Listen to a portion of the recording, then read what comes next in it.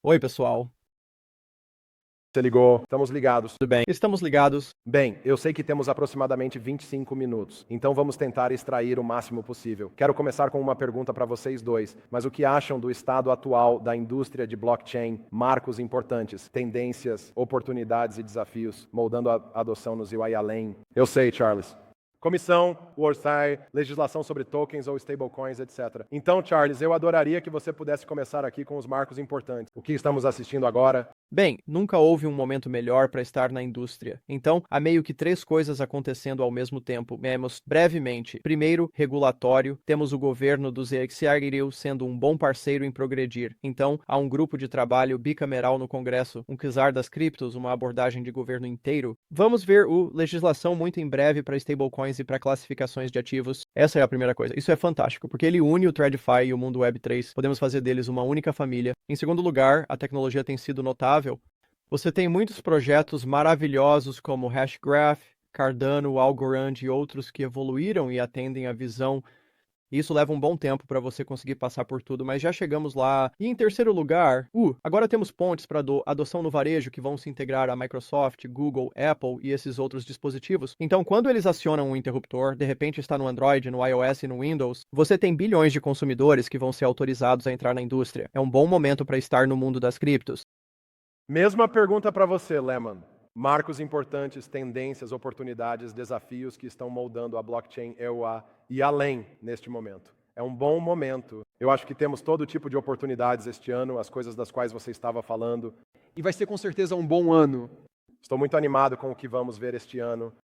Incrível. Lemon, eu quero que você nos dê um resumo e introdução ao DREC e à Aliança Decentralized Recovery para aqueles ouvindo, que podem não ter ouvido esse termo, porque tenho certeza que muitos de vocês ouvirão. Aliança de Recuperação Descentralizada. E as origens dessa aliança? Sim. Então eu falei que as pessoas dependem de uma rede de segurança. E se quisermos que nossa indústria alcance os outros 7 bilhões de pessoas, devemos garantir segurança. Precisamos de um sistema onde não se perca tudo por esquecer algo, especialmente em identidade, que controla a sua vida. Então, precisamos ter a rede de segurança. Está claro como fazer isso? Você faz backup das coisas dividindo-as em pedaços. Você envia pedaços do seu segredo para vários ajudantes que vão te ajudar. No entanto, temos esse perigo de acabar não apenas com um protocolo para isso, mas com 1000 protocolos e todos eles não serem intercompatíveis. E se eu precisar de um ajudante e você estiver gerenciando um serviço de ajuda, posso falar com você? Ou todos nós vamos estar falando línguas diferentes? O verdadeiro perigo aqui não é que não acabaríamos com a recuperação descentralizada. Todo mundo sabe que precisamos de recuperação descentralizada. Podem haver 1 milhão de protocolos diferentes para isso. E é fácil criar um bom protocolo. O verdadeiro perigo é que acabemos com mais de um protocolo. Esse é o verdadeiro perigo. Não é que acabemos com um protocolo ruim, mas que acabemos com múltiplos protocolos. E é por isso que era tão importante que a aliança de recuperação descentralizada, a aliança DREC, não é uma coisa da Hedera, é uma coisa multi-chain. E a Cardano é um membro fundador. A Hedera é um membro fundador. Temos a Ripple, temos a Algorand, temos um monte de membros fundadores. Isso é o que nós, como indústria, precisamos. Trabalhar juntos como uma indústria. Você consegue imaginar como seria a World Wide Web se cada site tivesse um protocolo diferente? E você precisasse ter o navegador certo para até mesmo se comunicar com aquele site. Isso seria um pesadelo. E nós, como indústria, precisamos nos unir para ter um único protocolo para isso. Isso é apenas a ponta do iceberg. Nós, como indústria, estávamos apenas conversando sobre as coisas. Nós, como indústria, precisamos cooperar em muitas coisas diferentes. E isso é bom para a Hedera, bom para a Cardano e bom para a nossa indústria. É para lá que estamos indo. Charles, eu adoraria, se você pudesse nos dar um pouco do contexto sobre o que despertou o seu interesse em se juntar a um padrão aberto como a Aliança DREC, ajudando a fundá-la e ajudando a fundá-la. Há muitos anos eu estava em Israel, no Eurocrypt, e encontrei o Phil Zimmermann e disse: Phil, como está o PGP? E ele disse: bem, estamos trabalhando nisso. E, eles estão trabalhando nisso desde 1991. Então, essa ideia de conectar identidade e autenticação a um sistema de chave pública é uma ideia incrível, porque você tem uma senha para a sua internet, você tem comércio e canais de comunicação super seguros. Mas o que aprendemos é que os consumidores são horrivelmente ruins em lidar com chaves públicas, então estamos no mercado e muito interessados em padrões que nós, como indústria, possamos concordar, que tirem o gerenciamento de chaves públicas das mãos dos consumidores comuns como a vovó e encontrem abordagens alternativas para a recuperação e, para emissão e gastos. ou então nunca será um produto para o consumidor, porque temos 30 anos de dados do mundo PGP e do mundo Web Trust para mostrar isso. Então isso é bom, sabe? E eu não me importo particularmente se é o padrão A ou B. Como Lehman disse, a pior coisa que pode acontecer é a fragmentação. Você eventualmente precisa escolher um vencedor, se unir a ele, e mentes geniais podem trabalhar juntas e adicionar capacidades incríveis. Eu vi o Manu Sporn fazer isso com o Chris Allen e os outros do W3C dos Didies, e isso foi um grande passo à frente. Nós assistimos a isso com a Aliança FIDO, e vimos muitos desses grandes projetos no mundo do Hyperledger fazerem isso. Então dissemos que este é um grande movimento, há grandes atores. A Ripple está aqui, o Al Graham está aqui, a Hedera está aqui. Eles têm a habilidade técnica e o efeito de rede, centenas de bilhões de dólares de valor coletivo. E isso é bom o suficiente para começarmos. E então podemos apenas ir e empurrar com tudo e fazer acontecer. E isso é bom para todos os consumidores. Eu adoro esses dois exemplos, DIDs para identidade ou chaves de acesso para autenticação. Esses são ótimos. E a melhor coisa sobre eles é que são um padrão. Sim, isso é realmente o que é ótimo sobre eles. Sim. E é a única coisa em que a Microsoft, o Google, a Apple e esses outros caras conseguem concordar. Certo. Sim. Padrões. Eu acho que, Charles, você meio que nos conduziu a isso um pouco. E eu adoraria, Charles, se você pudesse nos dar o pontapé inicial aqui novamente. Você sabe, iniciativas como essas, padrões abertos, coesas, todo mundo colaborando, como o elo perdido para a adoção em massa. Lani, quais são alguns dos seus pensamentos sobre o que nos leva a esse ponto de adoção que todos nós temos falado, obviamente, há anos nesse espaço? Sei que Lehman usa muito o termo rede de segurança, mas gostaria de saber sua opinião sobre elos faltando na engrenagem para nos levar lá. Bem, existem esses guardiões para a adoção em massa e guardiões para a consumerização da tecnologia. Vivemos em um mundo onde 5 empresas podem moldar a experiência de vida de 3 bilhões de pessoas. Então, quando você vive nesse mundo, você tem que perguntar, bem, como eles adquirem, como eles pensam, qual é a taxa com que eles mudam as coisas. E isso te dá uma boa noção de como o mercado vai evoluir e como você pode se adaptar a isso. Então, os padrões são incrivelmente importantes nessa perspectiva. Um ótimo ponto, exemplo, é a criptografia pós-quântica. Muita gente viu a Microsoft anunciar que eles têm condutores topo. Yay, agora temos computadores quânticos. Bem, eu acho que todos nós nos importamos com assinaturas pós-quânticas. Então, qual você escolhe? A resposta correta é o que o NIST disser, pois mesmo escolhendo algo diferente, todos os fabricantes de hardware construirão ASICs em chips AMD, NVIDIA, etc., para acelerar padrões NIST. Serão 50 vezes mais rápidos que software. Então, observe órgãos de padronização e sistemas de aquisição. Estamos em posição de influência na indústria para parcerias com órgãos. Trabalhamos com Microsoft, outros, W3C e de IDS. Esteja presente, colabore dentro e fora da indústria e com o tempo isso se estabelecerá. Uma vez que entram no processo de aquisição, suportados no navegador, dispositivos Android e iOS, tornando-se parte da experiência diária e recebidos gratuitamente pelo consumidor. Lehman, eu adoraria saber qual é a sua opinião sobre o elo que está faltando para a adoção em massa. Mas mesmo sob a perspectiva de garantir que o futuro esteja protegido, como coisas como DROC, no sentido de garantir que seja pós-quântico e de garantir que vocês estejam usando os níveis mais seguros de criptografia que vocês possam usar, mas também, você sabe, criptografia disponível publicamente. Qualquer um dos seus pensamentos nesse caminho seria ótimo. Com certeza. Então, são duas perguntas separadas, mas aqui fala sobre DREC pós-quântico é pós-quântico. O design é usar o MLChain como a conexão inicial, e então você usa AES 256 GCM para tudo o mais. E então, não importa quais sejam. O que é importante é que seja pós-quântico. O que é fundamental, mas a coisa mais importante é, na verdade, como você consegue a adoção em massa. Você faz isso tornando a interface do usuário muito fácil e, idealmente, até invisível. Então, temos pessoas na aliança DWREC que estão dizendo que vamos trabalhar com bancos e cooperativas de crédito. Nós vamos configurar tudo de forma que, quando você criar uma conta, seu aplicativo comum que está se comunicando com o banco e que tem seu saldo bancário em dólares, também tenha seu saldo em criptomoedas e seus tokens, tudo vai parecer que é uma única coisa. E quanto ao DREC, nós vamos configurar o DREC para você automaticamente, de forma invisível, sem que você nem perceba, com 3 ajudantes. Agora, se você é um especialista, pode ir ao menu e adicionar mais ajudantes. Pode adicionar seus amigos e familiares. Pode adicionar serviços que cobram por isso. Se você é um especialista, pode obter mais segurança e pode até remover aqueles 3 originais, depois de ter adicionado os outros. Se você é um especialista, nós te damos o poder de fazer tudo isso. Mas para os outros 7,9 bilhões de pessoas, é invisível, é automático. Você nem pensa sobre isso até perder suas chaves. Então você descobre que tem uma rede de segurança que nem sabia que estava lá, mas que você assumiu que existia. Então eu acho que, de forma geral, a coisa mais importante aqui, depois de ter um padrão, e não milhões deles, é tornar a experiência do usuário super fácil. E a melhor experiência é aquela em que você nem percebe que está vivenciando. Essa é a chave. 100%. Eu quero perguntar, ao Charles, sobre padrões abertos como este, e apenas pensamentos gerais sobre uma maior colaboração, eu acho que temos visto. Você é uma das melhores contas do Twitter que eu sigo. Sua conta do Twitter depende de quem você pergunta. Nos últimos meses, especialmente, tem sido um esforço de divulgação pública para entrar em conversas e dizer: ei, vamos trabalhar juntos para fazer essa indústria crescer e tentar fazer avanço.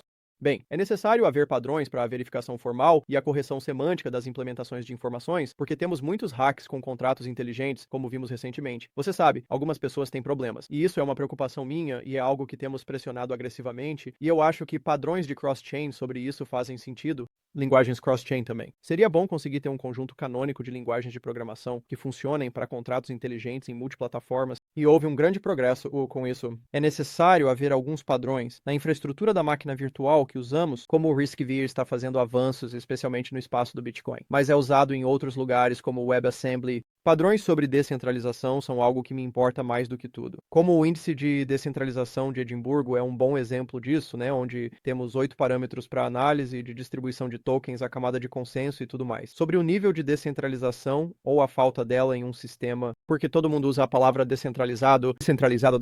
O que diabos isso significa? Você sabe, qualquer coisa onde há uma definição ambígua, você deve ter um padrão para lidar com isso para fins de regulamentação e aquisição. Agora que o governo dos UAI está interessado, isso vai acontecer. Nós, como indústria, precisamos nos unir, superar rivalidades, pois isso pode ser feito da maneira certa ou horrivelmente errada, como vimos ao longo dos anos. E isso não é tão bom. Padrões. Temos um dos maiores grupos acadêmicos do mundo e 168 cientistas que trabalham conosco, de Stanford ao Tokyo Tech, e nós escrevemos 240 artigos.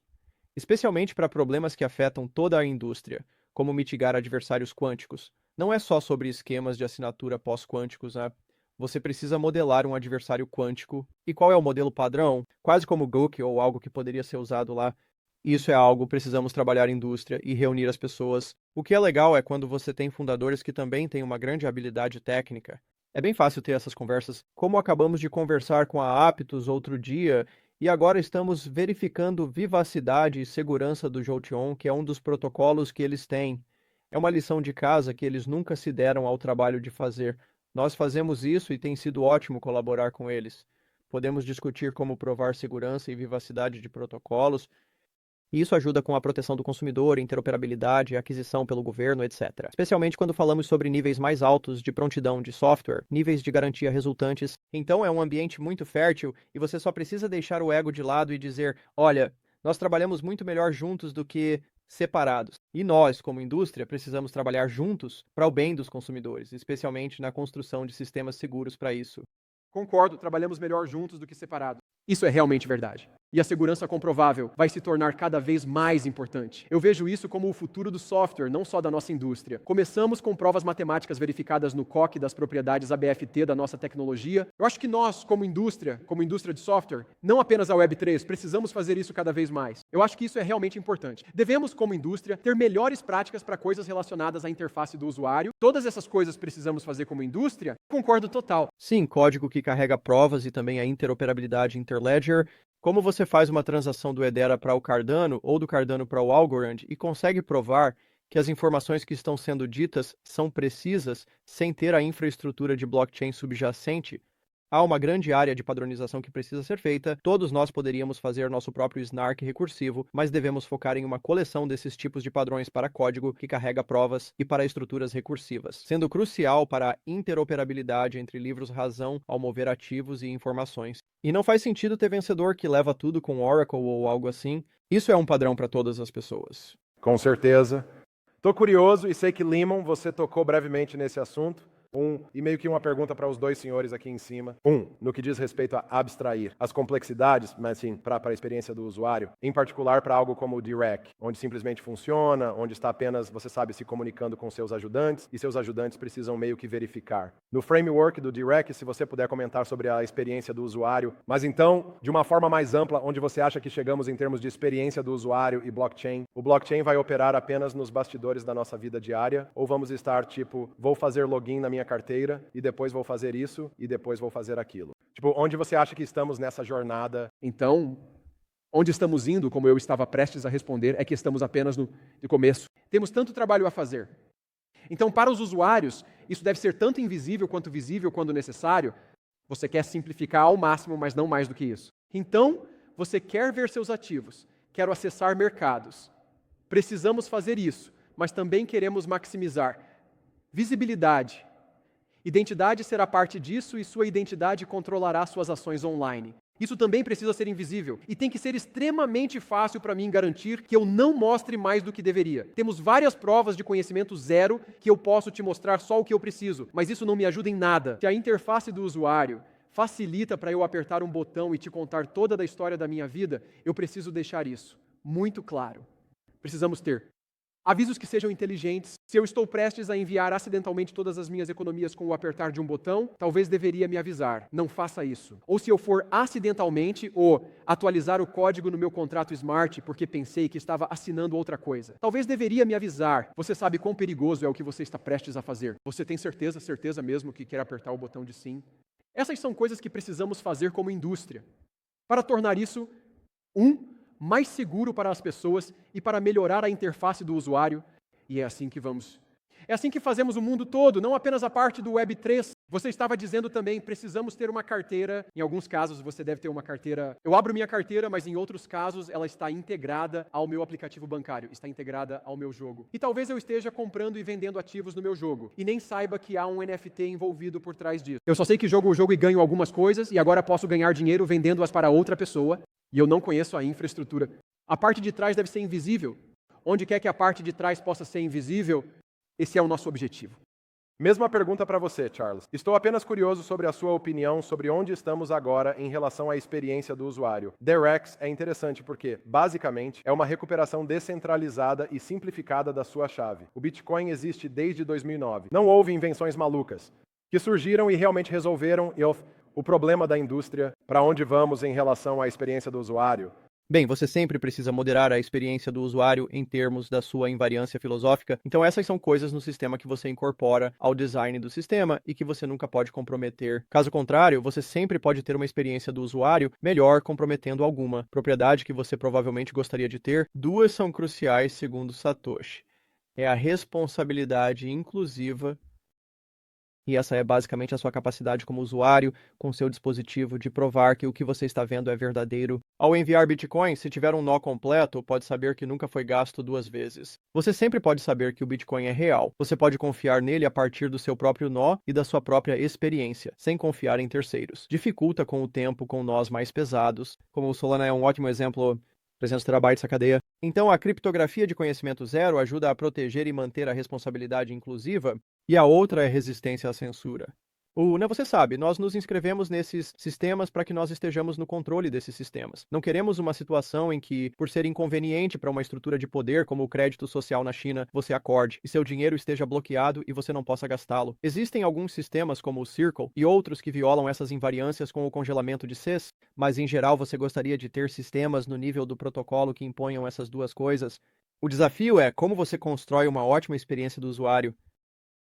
E também algo que tem muita curadoria e outras coisas incorporadas, mas que também preserva essas invariâncias, filosoficamente, né, é meio que como o design de protocolos de consenso. Você sempre pode torná-lo mais rápido apenas rodando no Amazon. Como você torna isso mais rápido, mas ainda mantém alguma descentralização e um quórum dinâmico, e, não viola algumas propriedades de vivacidade e outras coisas assim? O que é desafiador. Então eu me importo muito com essas coisas, por isso investimos muito em pensar dos primeiros princípios, e há um caminho aí. A outra coisa, em termos de carteiras, né, seu celular é a sua carteira. Todo celular tem hardware confiável embutido nele pela nossa área de interesse e outras coisas. Samsung tem Knox, Google tem Titan, Apple tem alguma coisa Então eles se abrem e se tornam mais programáveis, especialmente em claves de hardware confiáveis, um livro razão no seu telefone ou o Trezor no seu telefone. Então isso vai abrir um espaço de design não apenas para ótimas experiências de recuperação de carteiras, mas também para algo chamado dinheiro quântico. E isso significa que você pode fazer transações sem precisar de uma blockchain ou sem estar online, através de uma prova de proporção segura e uma prova de singularidade com a arquitetura de chaves. Então não estou animado para ver onde a execução confiável vai dar. Já que passamos dos dias do SGX que eram ruins, agora temos o AMD Sev, tecnologias avançadas, e elas estão sendo impulsionadas. Isso vai melhorar muito a experiência do consumidor, mas então o ponto do Lehman, você precisa de um protocolo. Então, o que a DREC fez foi projetar algo sereno que permite a federação de todos esses conceitos juntos, preservando a responsabilidade inclusiva e mantendo a resistência à censura. Então é um desenvolvimento interessante. Eu adoro gosto do que você falou sobre telefones, armazenarem coisas com segurança.